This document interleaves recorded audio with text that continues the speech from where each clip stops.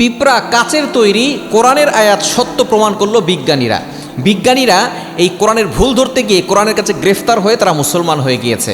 নবীজি সাল্লাল্লাহু আলাইহি সাল্লাম তার উপরে যে কোরআন নাজিল হয়েছে, এই কোরআনে একটা সূরা রয়েছে সূরাতুন নামল। এই নামল শব্দের অর্থ হচ্ছে পিপিলিকা। এই পিপিলিকার ব্যাপারে একটা কথা উঠে এসেছে। ইউরোপের একদল বিজ্ঞানীরা তারা কোরআনের ভুল বের করার জন্য তৎপর হয়ে উঠেছে এবং তারা আরও কিছু বিজ্ঞানীদেরকে বলছে যারা কোরআন থেকে ভুল বের করতে পারবে তাদেরকে পুরস্কৃত করা হবে। তো একজন বিজ্ঞানী সে পুরো কোরআনকে রিসার্চ করার পরে পবিত্র কোরআনুল কারীমের একটা সূরার ভিতরে তার দৃষ্টিতে ব্যাকরণে একটা ভুল পেয়েছে।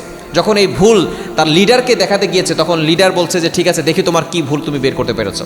তখন পবিত্র কোরআনুল কারীমের 19 নম্বর পারা 17 নম্বর পৃষ্ঠার 2-3 নম্বর লাইন সূরাতুন নামলের 18 নম্বর আয়াত, এই আয়াতের ভিতরে আছে হযরত সুলাইমান আলাইহিস সালাম যখন তার সৈন্যবাহিনী নিয়ে যাচ্ছিলেন, তখন পিপিলিকার একটা সর্দারনি ছিল। সে তার পিপিলিকা সকল সৈন্যবাহিনীকে বলছে, ক্বালাত নামলাতু ইয়া আইয়ুহান নামলু দুখুলু মাসাকিনাকুম লা ইয়াহতিমান্নাকুম সুলাইমান ওয়া জুনুদুহু ওয়া হুম লা ইয়াশউরুন। তখন পিপিলিকার সর্দারনি সকল পিপিলিকাকে বলছে, তোমরা তাড়াতাড়ি তোমাদের আশ্রয়স্থলে চলে যাও, কেননা সুলাইমান আলাইহিস সালামের যেই সৈন্যবাহিনী আছে তারা তাদের অজ্ঞতাসারেই তোমাদেরকে এমনভাবে পাড়া দিতে পারে যাতে করে তোমরা ভেঙে টুকরা টুকরা হতে পারো। এখানে পিপিলিকার যে কথা বলেছে লা ইয়াহতিমান্নাকুম সুলাইমান ওয়া জুনুদুহু ওয়া হুম লা ইয়াশউরুন, লা ইয়াহতিমান্নাকুম শব্দের অর্থ হচ্ছে ভেঙে টুকরো টুকরো হয়ে যাওয়া।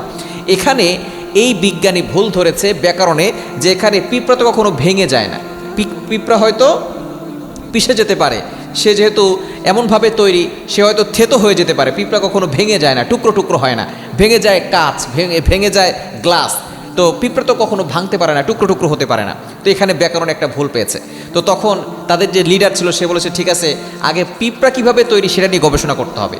তো তখন অস্ট্রেলিয়ার একজন প্রাণী বিভাগের যিনি বিজ্ঞানী ছিল তিনি পিঁপড়া নিয়ে গবেষণা করে বলেছেন যে পিপিলিকার ভিতরে 75% ভাইপার আছে, গ্লাস ভাইপার আছে, এবং যেটা কাচের দ্বারা উপাদান, কাচের দ্বারা তৈরি। 75%, 75% কাচের দ্বারা তৈরি হচ্ছে পিঁপড়া। আল্লাহু আকবার। আল্লাহ পাক রব্বুল আলামিন পিপিলিকার ক্ষেত্রেও সেখানে তিনি সতর্ক হয়ে এমনভাবে আল্লাহ পাক রব্বুল আলামিন কুরআন নাজিল করেছেন যে তিনি সেখানে লা ইয়াহতিমান্নাকুম সুলাইমান ওয়া জুনুদুহু লা ইয়াশউরুন, পিপিলিকা যে কাচের তৈরি সেখানে 75% কাচ রয়েছে।